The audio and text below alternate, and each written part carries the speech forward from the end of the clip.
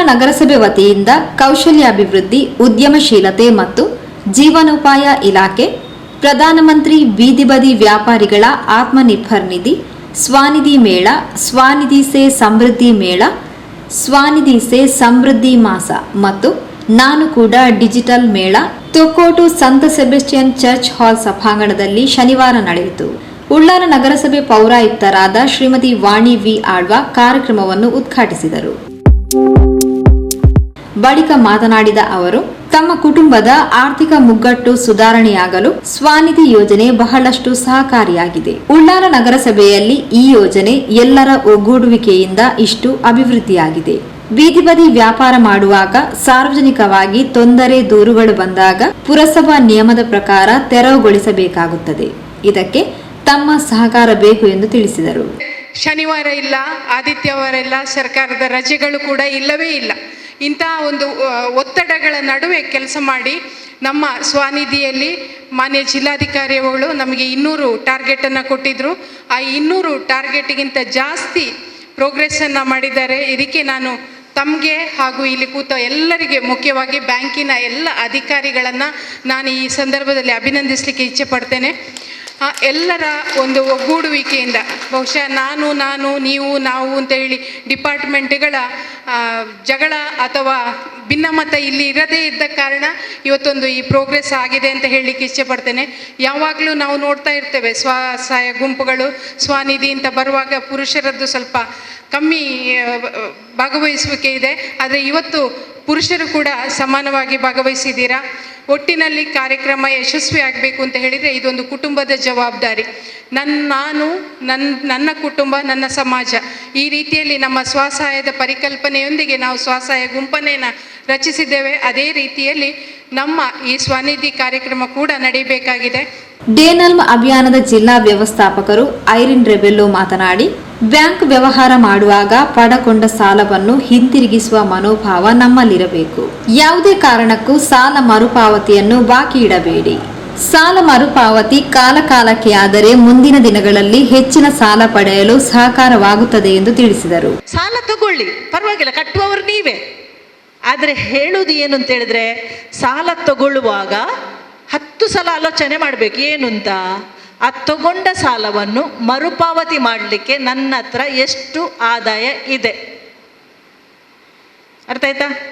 ನನ್ನ ಹತ್ರ ಆದಾಯ ಇದೆಯಾ, ನಾನು ಮರುಪಾವತಿ ಮಾಡಲಿಕ್ಕೆ ನನ್ನ ಹತ್ರ ಶಕ್ತಿ ಉಂಟಾ?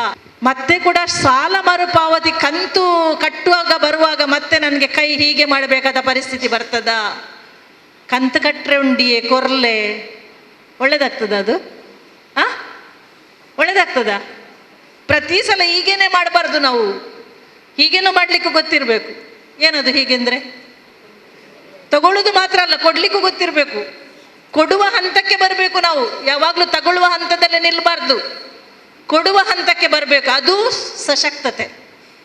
ನಮ್ಮ ಮಹಿಳೆಯರಲ್ಲಿ ಆ ಶಕ್ತಿ ಬರಬೇಕು, ಆಯ್ತಾ? ಅದಕ್ಕಾಗಿ ಈ ಸ್ವಸಹಾಯ ಸಂಘಗಳನ್ನು ಕಟ್ಟಿರೋದು.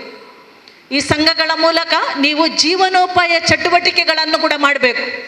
ಉಳ್ಳಾಲ ಕ್ಷೇತ್ರ ಆರೋಗ್ಯ ಶಿಕ್ಷಣಾಧಿಕಾರಿ ಶ್ರೀಮತಿ ಕೆಇ ಲಲಿತಾ ಮಲೇರಿಯಾ, ಡೆಂಗ್ಯೂ ರೋಗ ಲಕ್ಷಣ ಮತ್ತು ತಡೆಗಟ್ಟುವ ವಿಧಾನದ ಬಗ್ಗೆ ಮಾಹಿತಿ ನೀಡಿದರು. ನೀರಲ್ಲಿ ಒಂದು ಬದಿಯಲ್ಲಿ ಮೊಟ್ಟೆಗಳನ್ನು ಅಂಟಿಸಿ ಬಿಡ್ತದೆ. ಒಂದು ವೇಳೆ ಒಂದು ಬಕೆಟಲ್ಲಿ ನೀರಿದ್ರೆ ಆ ನೀರನ್ನು ನಾವು ಚೆಲ್ಲಿದ್ರೆ ಸಹ ಇದು ಸೈಡಿನಲ್ಲಿ ಮೊಟ್ಟೆಯನ್ನು ಅಂಟಿಸೋದ್ರಿಂದ ಆ ಮೊಟ್ಟೆಗಳು ಹಾಗೇ ಇರ್ತದೆ. ಮತ್ತೆ ನಾವು ನೀರು ಹಾಕಿದಾಗ ಪುನಃ ಅದು ಸಂತಾನೋತ್ಪತ್ತಿ ಅಂದರೆ ಮರಿ ಆಗ್ಬೋದು. ಅದಕ್ಕೋಸ್ಕರ ಈಗ ಬ್ಯಾರನ್, ಡ್ರಮ್ಮು ಯಾವುದಾದ್ರೂ ಅಲ್ಲಿ ನಾವು ನೀರು ನಿಲ್ಲಿಸಿದರೆ ಕನಿಷ್ಠ ವಾರಕ್ಕೆ 1 ಸಲ ಸಹ ನಾವು ಅದನ್ನು ಉಜ್ಜಿ ತೊಳಿಬೇಕಾಗ್ತದೆ. ಯಾಕೆಂತ ಹೇಳಿದ್ರೆ ಅದು ಸೈಡಿನಲ್ಲಿ ಮೊಟ್ಟೆ ಅಂಟಿಸೋದ್ರಿಂದ ನಾವು ಬರೀ ನೀರು ಚೆಲ್ಲಿದರೆ ಅದು ಏನು ಪರಿಣಾಮಕಾರಿ ಆಗೋದಿಲ್ಲ. ಮತ್ತು ಇನ್ನೊಂದು, ನಮ್ಮ ಮನೆಯ ಸುತ್ತಮುತ್ತ ತ್ಯಾಜ್ಯ ವಸ್ತುಗಳಲ್ಲಿ ಯಾವುದೇ ವಸ್ತುಗಳಲ್ಲಿ ನೀರು ನಿಲ್ಲದಾಗೆ ನೋಡ್ಕೊಳ್ಬೇಕು.